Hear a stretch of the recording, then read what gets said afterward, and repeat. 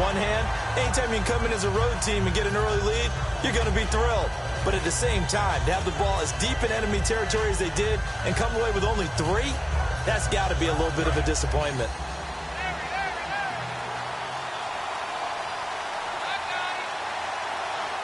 Peterson alone in the backfield. To throw his car. Now they set up the screen. That's complete. That's going to go as a loss of a yard, and it'll be second down. Got to give some credit there defensively. They snuffed out that screen early on first down. Really read it well, didn't they? Because they didn't bring the pressure that they expected. They covered all the passing lanes.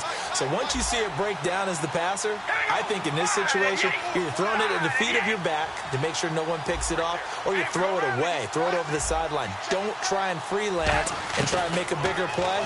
There's really no one else running a pattern that should be open. It's complete to Chris Conley. That one goes for 13 yards, and it moves the sticks. And he went in route there from the slot for the completion. Love how he runs his routes because it's all setting up your defender. Give him a little something one way, take it the other way. Head and shoulder fake. Sometimes you make one step to the outside, then break it inside. Really well-run route. Now the first carry for Adrian Peterson. And he'll lose yardage. Brought down at the 32. Back with Charles Davis, I'm Brandon Gaudin, and our drive continues here to start.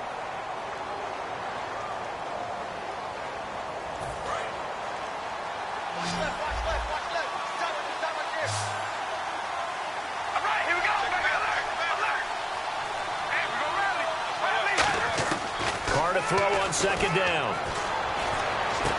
And, oh, he took that in one-handed. What a grab. It'll be a pickup of 12 yards. And that'll bring up a 3rd and 1.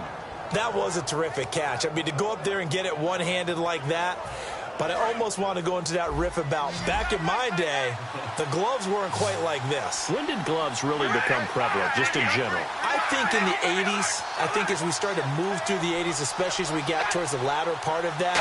But a lot of those were really like baseball batting gloves to begin with not much of a tacky. This is caught inside the 15. A huge play there for Houston. 48 yards. A great job pulling that one in from a guy, as we know, who can really blaze. He's got a lot of speed. And that speed can work for him so many different ways. Sometimes he just takes off and goes and just runs past people.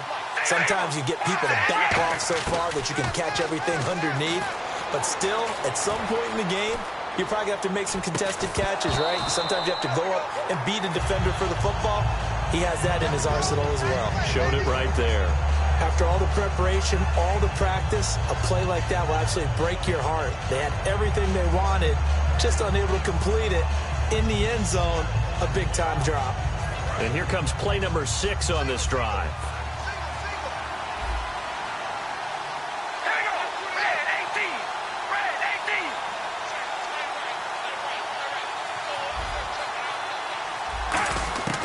Again, they'll throw with Carr. And got his man. It's caught. Touchdown, Houston. Andre Johnson from 8 yards out. And his guys have taken the lead. Well, that's about as quick of a passing touchdown as you'll ever see right there. Everyone has a section in their playbook called the quick game. That was a super quick game. Out of the hands of the thrower, bam, right to the receiver, successfully for a touchdown. How in-depth is that quick game part of the playbook? It's pretty in-depth because people want the ball in the hands of the quarterback into the playmaker's hands downfield as fast as possible. There are a lot of plays, a lot of options involved with that.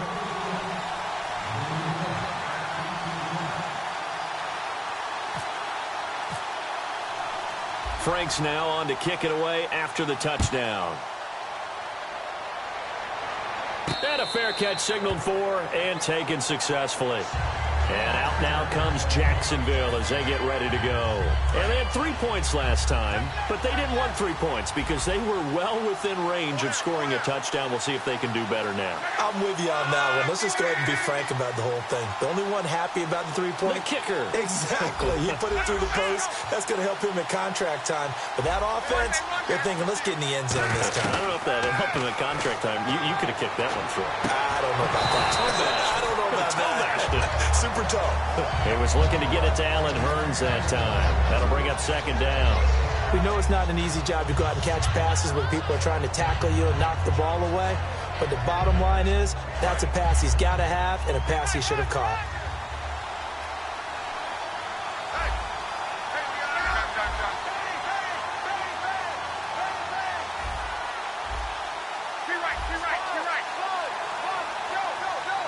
And he motions the wide receiver.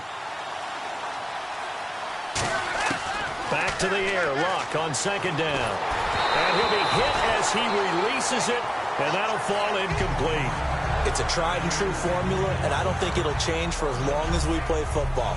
If someone's trying to throw the ball and you can put pressure on them and make it tough, that's only going to help your defense. Yeah, he's since being hurried. He got rid of it before taking the hit, but incomplete. So here we go now. An extra defensive back in there on 3rd and 10. Slot man moves right.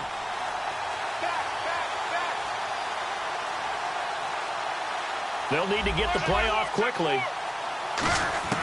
Throwing on 3rd down. Luck. A hit as he throws there, incomplete.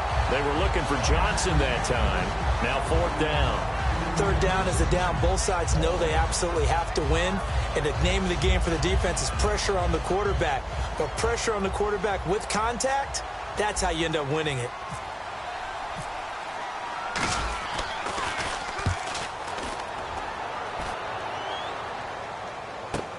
Here's Jackson.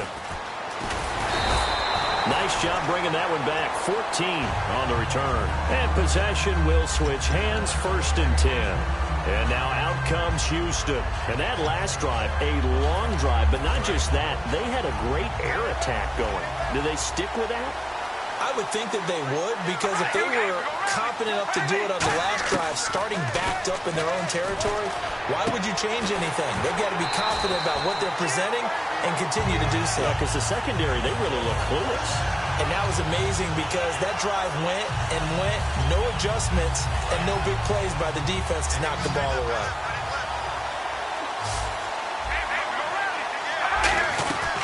First down, here's a run with Peterson. And a second truck, Adrian Peterson off to the races. Touchdown, Houston. Adrian Peterson, 52 yards. And his guys get the quick strike touchdown. And on that long run, maybe the defense caught napping a little bit. The concentration level may not have been there. I agree with you on that one, because those types of plays, when they result like that, they're almost like big bolts of lightning, aren't they? Whoosh, and off he goes. And this one's right through to make it a 14-3 ball game.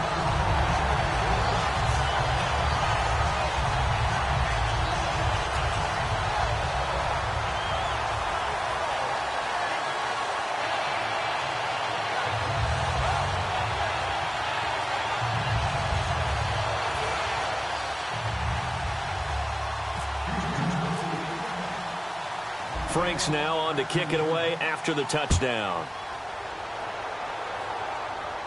And no return on this one as the fair catch is signaled for and taken.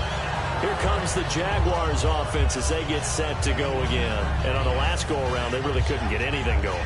They had to punt from deep inside their own territory, which means you're going to lose the field position battle as a general rule. What they're looking for now is a little more consistency, move the ball at least a few times on offense, get a couple of first downs, and hopefully flip the field. Yeah, just something to build off of. That's what they're looking for here.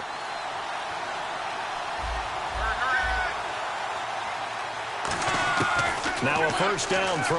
Luck. He finds Hearns left side. And they're able to get this one across the 35. Give them 11 on the gain there. And it'll give the Jags a first down.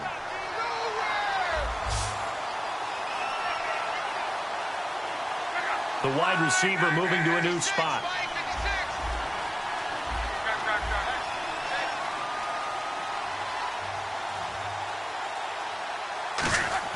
On first down, Luck.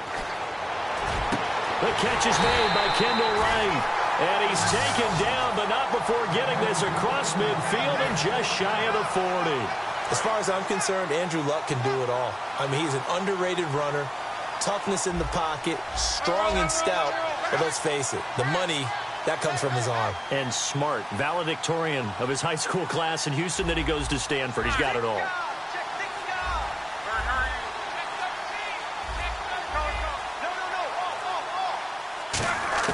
On 1st and 10, Locke. And no escaping this time as he'll go down. They got him for a sack. It'll be a loss of 10. And it'll bring up second. Well, they were coming out of the 4-3 defensively. Pressure coming off that right side from the DN. And that's the blind side of most quarterbacks. If you're right-handed, that's the side you don't see quite as well. And that's why you rely on your left tackle, maybe your highest-paid offensive lineman, to take care. Now whistles come in. We're going to get a timeout here by the offense. It's just their first, so they'll have 2 remaining here before we get to halftime. Looks like a nickel set here defensively on 3rd and 2. And maybe expecting a throw.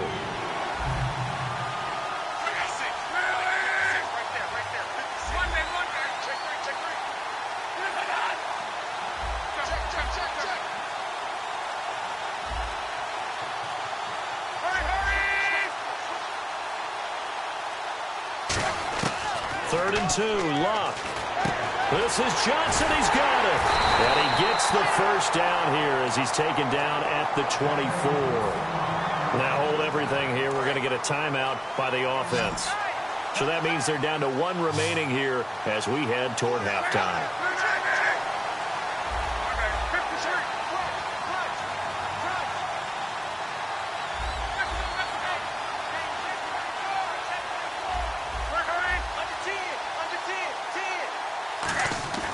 On 1st down, it's Locke.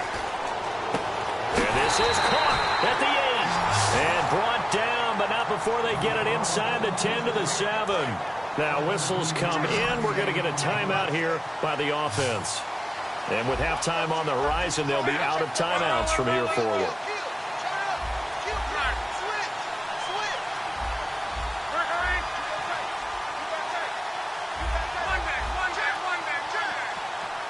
And he goes in motion here in the backfield.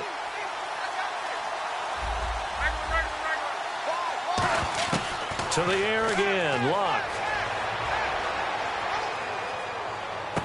Looking for Hearns, and it's intercepted. Picked off by Casey Hayward.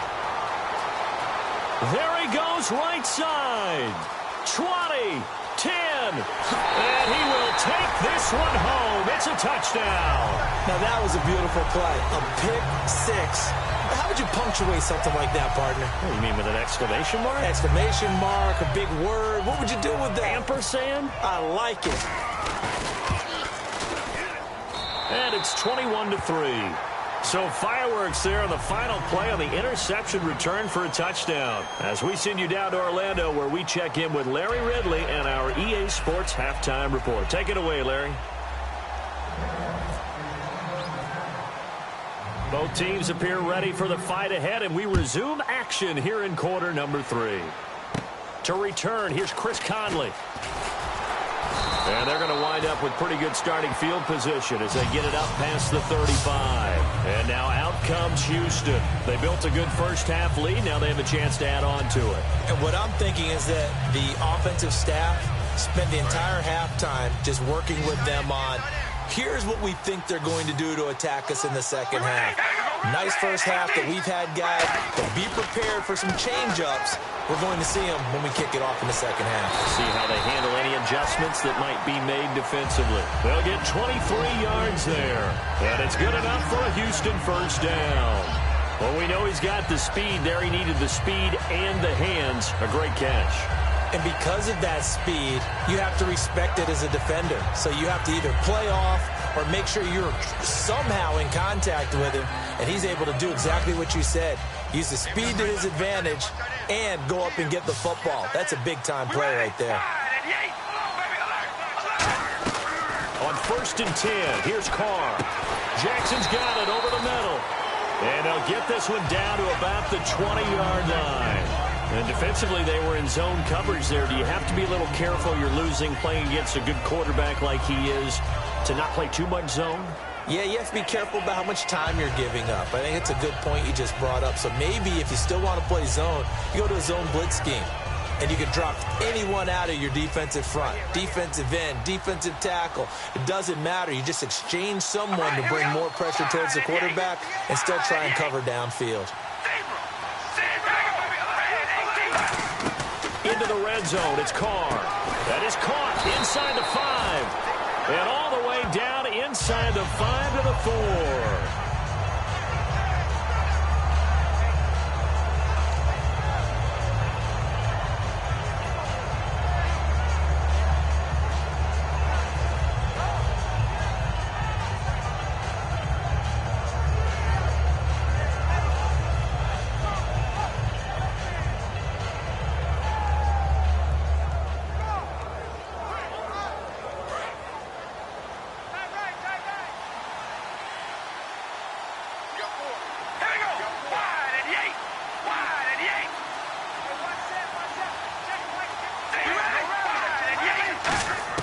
Again, they'll throw with Carr. And a scary incompletion, almost picked off. It would have been their first INT of the game. Instead, second down. Not only did they drop what looked like an interception in the end zone, they blew a golden opportunity to shift the momentum. Second down following the incompletion. They'll run it now out of the gun. And he'll be stopped about a yard shy of the goal line after a pickup of about 3. Well, Brandon, we always know that once you score one touchdown, you're without a doubt. And so far today, he's got one, but was denied as he tried to get the second one.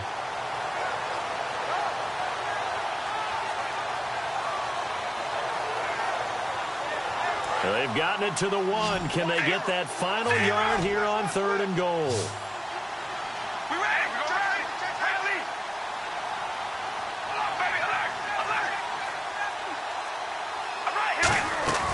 From the gun, it's Carr. And he takes a shot on the release as this will be incomplete. He was trying to find Deshaun Jackson that time. And now it's 4th down. I know ultimately that feels like a good defensive play, but I know it's really not. They had a chance to keep points off the board. Now they have a chance to kick a field goal by missing that shot. Yeah, especially at this spot in the field. He's got to be upset he couldn't come up with that INT. The offense is staying out there. Here we go on 4th and goal from the 1. And Carr's good. And he gets into the end zone. Touchdown, Houston. Derek Carr, his second touchdown of the afternoon. And his guys are going to add on to their lead. Well, looking down at my game card here, that's 5 drives now for them and 4 touchdowns. I think anybody would take an 80% ratio. I'm sure that they would, but if you flipped it over to the other side of the ball, what are they going to hang their hat on? There was one possession. They held them to no score whatsoever. That's where they're going to... Oh, they flip it to the kicker. He looks like he's going to throw it. His throw caught at about the 5. And he is into the end zone to bump the lead up 2 more. Partner, they're up big. They snapped the ball from the 15 for a regular PAT, yet they fake it and get it. Is the kicker's leg tired? What's going on here? I don't know, but defensively, now with this deficit, now you add 2 more onto that, they fake the PAT. That stings a little. It definitely stings, and I know the guys that I played for, they wouldn't be as mad at the opposition as they would have been at us for allowing that to happen.